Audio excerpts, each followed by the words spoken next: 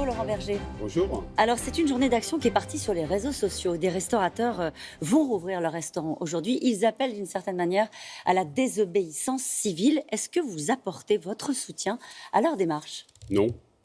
Non, il y a une crise sanitaire. Elle nous contraint tous, et malheureusement des secteurs professionnels, pas que des patrons restaurateurs, y compris les salariés de ce secteur-là. Il y a pour cela des aides qui sont apportées. On peut les discuter, on peut en discuter le niveau, le contenu, mais il faut respecter ces règles sanitaires. Donc vous leur dites patience, vous leur dites soyez patients. Non, je leur dis malheureusement, on est en train de traverser collectivement une épreuve qui dure trop longtemps, c'est vrai, parce qu'on sent bien une fatigue psychologique. Dans ces secteurs-là, il y a beaucoup de difficultés pour les salariés aussi.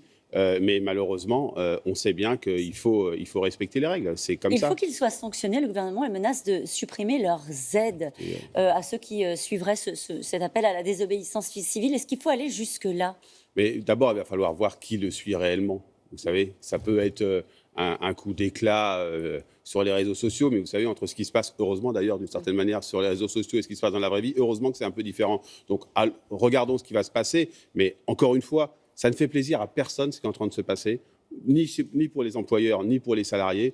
Et il faut respecter les règles. C'est malheureusement la seule manière de se sortir de cette crise sanitaire. Vous approuvez cette stratégie du gouvernement qui consiste à attendre pour éviter le moindre jour de confinement. Ce sont les mots utilisés par Gabriel Attal hier.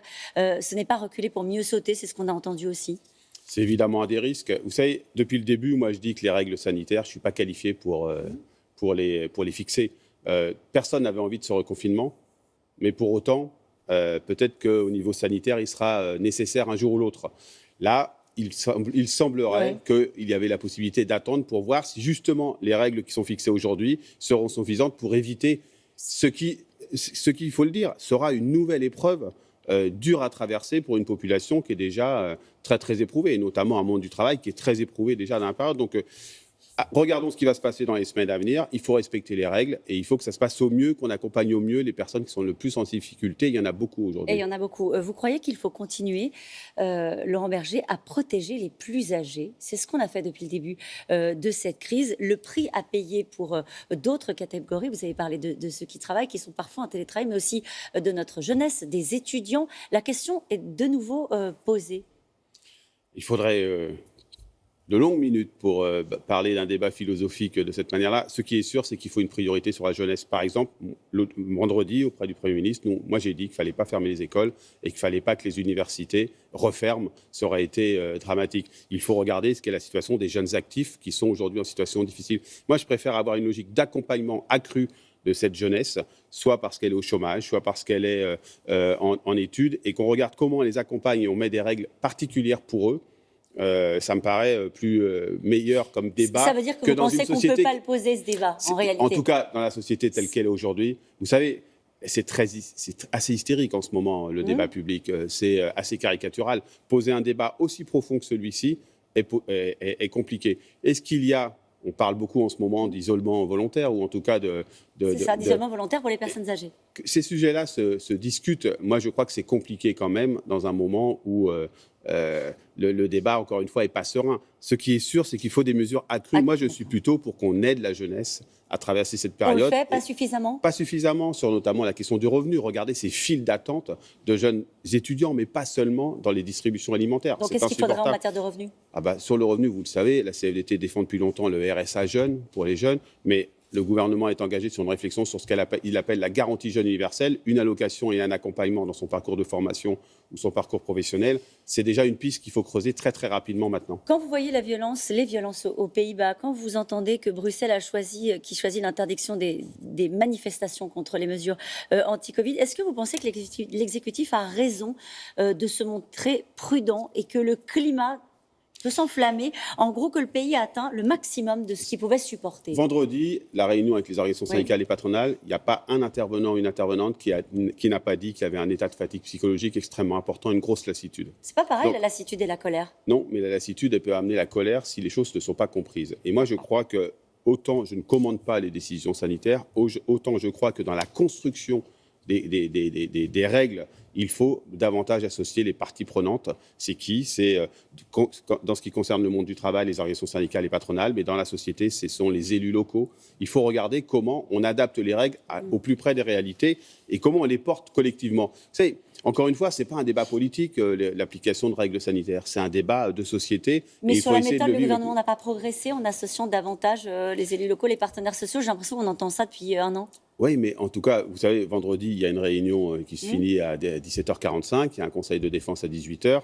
À 18h, nous, on est incapable de dire vers quoi ça va tomber. Il y a quand même un sujet. C'est-à-dire qu'il faut, à un moment donné, il va falloir qu'on règle aujourd'hui les questions du télétravail. Il va falloir qu'on règle la question de la prise en charge des jeunes qui sont en situation difficile, des secteurs professionnels qui souffrent terriblement. Il ne faut pas l'oublier, il ne faut pas le mépriser.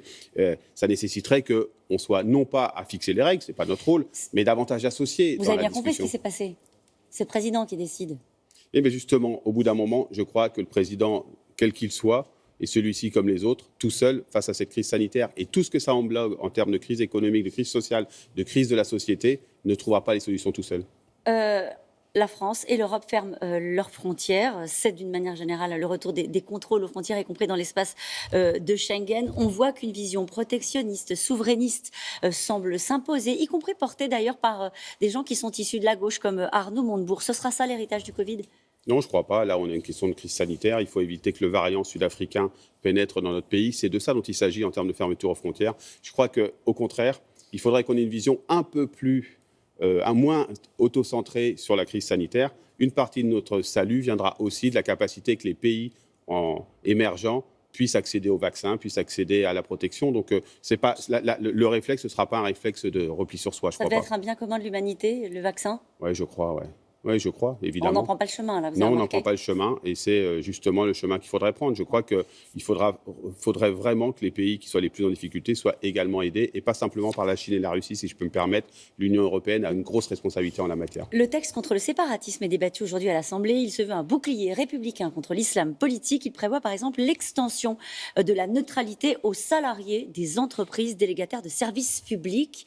Que pensez-vous de ce texte, C'est Laurent déjà Berger ? le cas.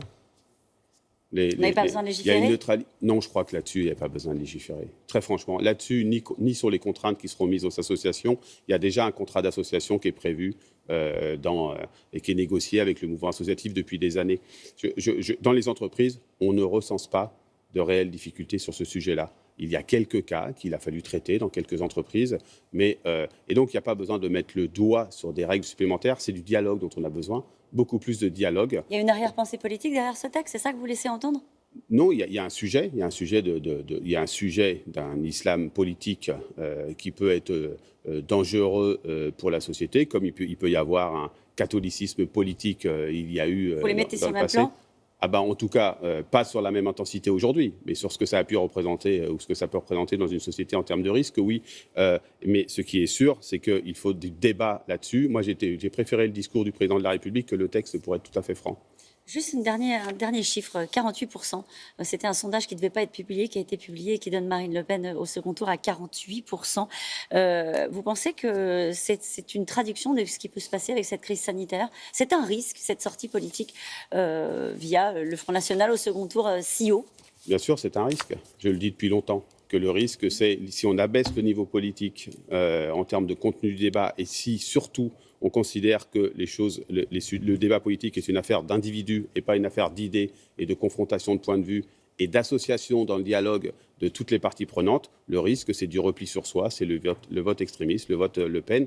Donc, il n'est pas trop tard pour se ressaisir, mais il faut pour ça remettre le débat politique au bon niveau et associer un peu plus la société aux choix qui sont faits. C'est dit. Merci beaucoup, Laurent Berger, d'avoir été notre invité ce matin. C'est à vous, Laurent.